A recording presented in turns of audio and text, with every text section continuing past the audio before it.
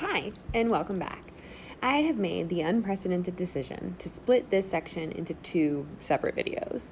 Maybe this is annoying, or maybe you're happy about it. Either way, it's happening. So, in this half, we're going to talk about the reactions to the industrial world from within the actual already industrialized world. And then in the next episode, we're going to talk about reactions overseas, namely in Qing China and the Ottoman Empire. So, let's get started. Industrial capitalism, or the type of capitalism that encourages increasing mechanization and uses profits or capital to reinvest in new machinery and technology to improve efficiency, causes a tremendous amount of change, both socially and economically. I've already referred to this as probably the most fundamental change that human society has undergone since the agricultural revolution. There are reasons that both of these existential changes have the word revolution in them. They radically upend the way that human societies live, interact, and produce stuff.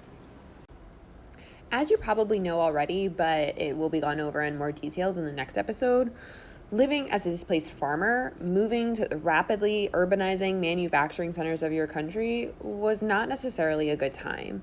Chances are that the family farm where you'd grown up was defunct, or that your large family no longer needed all of you on the farm since they'd invested in a mechanical reaper or a seed drill, for example.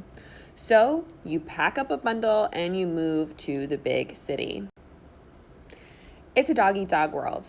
Yeah, there are factories, but you and everyone like you is completely replaceable. You literally pull a lever or shovel coal. Anyone can do that. You are just another cog in the machine, quite literally. The system is designed to maximize productivity. So the hours are long, the managers can be cruel, the machines are worked to the breaking point. Sometimes there are accidents. There are open flames, exposed moving parts, chemicals, solvents, and you're doing all of this in a long 12 to 13-hour shift. There is no health insurance, no paid sick days. There aren't even unpaid sick days. You get burned, can't come to work while it's healing. Well, don't worry about coming back because someone is always willing to take your position. The factories chew you up and spit you out, churning and burning workers because it seems like everyone is moving to the city, trying to make money from the time that they have put in. This is a radically different conception of what it means to go to work. Before this, you didn't, quote, go to work. You were on the farm, where there's always work. Or you were in your father's butcher shop, or shoe shop, or you were a country doctor. There wasn't really a separation between who you were and what you did. You often earned money based on what you produced. Agriculture, cuts of meat, shoes, shirts, silver tea kettles. Now, you're nothing more than a lever puller, a button pusher. Simple, repetitive motions that you earn a wage for based on your shifts. You are another commodity. Your time, your life, your labor is what you sell.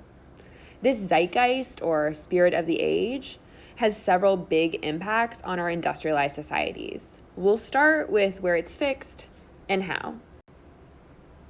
There are a lot of people who are deeply troubled by all this change. During this time period, we see the emergence of multiple reform movements from both charitable and what today we would call nonprofit groups, and from governments alike.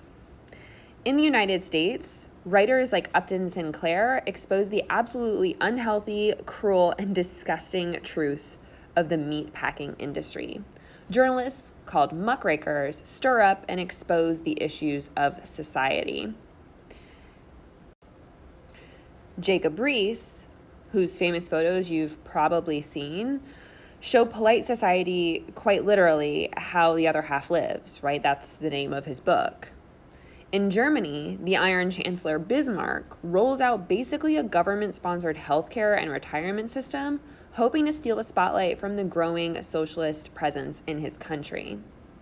Reform organizations like the British Women's Temperance Association are formed to discourage what had become a pretty unhealthy alcohol problem throughout Britain.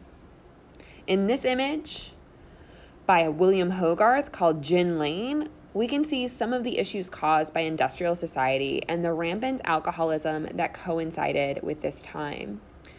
According to one estimate, at the start of this unit, around 1750-ish, an average British person was drinking 2.2 gallons of gin per year. This image, set in the slum of St. Giles in London, shows us the ruin that has befallen society as mothers drunkenly toss their babies, people starve to death in the street, and men have to compete with their dogs for scraps. Labor and safety laws come from governments during this time too. In the mid-1800s, a series of factory acts were passed in Britain that sought to improve conditions for children working in the factories, and later acts improved safety by, for example, requiring fences to be put around pits where there were moving and working machineries. Often, these laws were pushed by charitable organizations, sympathetic members of the government, or the workers themselves. One of the big reactions we see to these conditions is the development of workers' groups called unions. The idea behind a union is that if there are grievances that the workers have against their employer, the weight of the whole group, or the union, is worth more than the weight of the individual.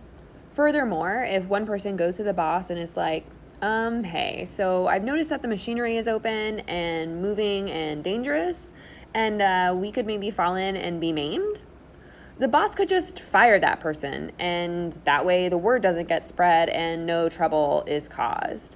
But if everyone is part of a union and a union representative goes to the boss and is like, hey, so we've noticed the conditions are unsafe and we need those fixed, it can change the power dynamic a little. Because the more workers are behind it, it makes it harder to fire them. And because more workers are behind it, it actually may lead to some negotiations and changes. One of the things that they push for is the 8-hour workday. That's kind of why we celebrate Labor Day in the United States, is to celebrate the transition to an 8-hour workday, right? And in this one, we can see that women were active part of human unions too. During this period, a German economist and philosophical and political thinker had been moving around from Berlin to Paris, where he meets Friedrich Engels, to Brussels, to Cologne, to finally London. He kept moving around because he kept getting involved in pretty far left circles and publishing newspaper articles criticizing numerous absolute monarchies, particularly Russia's, and the German government, which led him to get kicked out and have to keep moving on. This guy, you might have heard of him, Karl Marx, is known today for two major works. Das Kapital, where he makes the case for his economic theories, and then another one, which he co-authored with his friend Friedrich Engels, who I've already mentioned, which is the Communist Manifesto. In the first work, Das Kapital, like I said, he makes the case for his economic theories. In his university years and later in Paris, Karl Marx had completed what he felt was a pretty thorough study of what have come to be called the classical liberalists, Adam Smith, David Ricardo, and John Stuart Mill, along with the rising group of French socialists, including Henri de Saint-Simon and Charles Fourier. From digesting these, he put forth the case in Das Kapital that capitalism is driven by the exploitation of labor, and how the owners of the means of production, factories, raw materials, etc., have the cards stacked in their favor that enable them to continuously use the worker to trap him in a vicious cycle of perpetuating his own lower status. These ideas would coalesce with Engels' recently published Conditions of the Working Class in England from 1844 in order to form the Communist Manifesto. In the Communist Manifesto, Marx and Engels lay out their theory that all of history is driven by class struggle. Essentially, there is always the mass of the working poor to provide for the small minority in power. In capitalist societies, that has taken the form of the proletariat, or the urban working class. And on the other side, the bourgeoisie, the owners of the means of production. Eventually, the proletariat will become aware of the power that they could wield if they all join together and will ultimately overthrow the bourgeoisie in a violent revolution that will sweep the world. You can see why this made people in positions of power deeply uncomfortable and deeply opposed to Marx's beliefs. This, of course, only increased as Marx and Engels grew more political and continued to write newspapers, which were often funded by Engels' wealthy industrialist father, that encouraged the overthrow of the system they espoused. I think it's super important to put these beliefs in context. Marx and Engels were surrounded by the ugliest parts of industrial society, and nothing they saw convinced them that the owners of the means of production would give up any of their power. This is, however, what ends up happening to some extent. Governments in England, the United States, Germany, and France all enact laws and allow for some form of unionization, which allows them to bend instead of break in the face of any growing worker class consciousness. Marx and Engels, furthermore, were living in a strange time. The absolute monarchies that had developed last unit were clashing pretty wildly with the new industrial world of the 19th century. People were increasingly educated, better traveled, and asking for more participation in how they were governed. Despite these massive societal and economic changes, many people were still mired in the smog, coal dust, and factories that reminded them of the fires of hell, while petty lordlings danced about in furs and top hats. This clash between an old-style aristocracy and the wage laborers of the new cities drove Marx and Engels to their hypothesis. It hasn't really come true, right? The worker revolution has yet to sweep the world.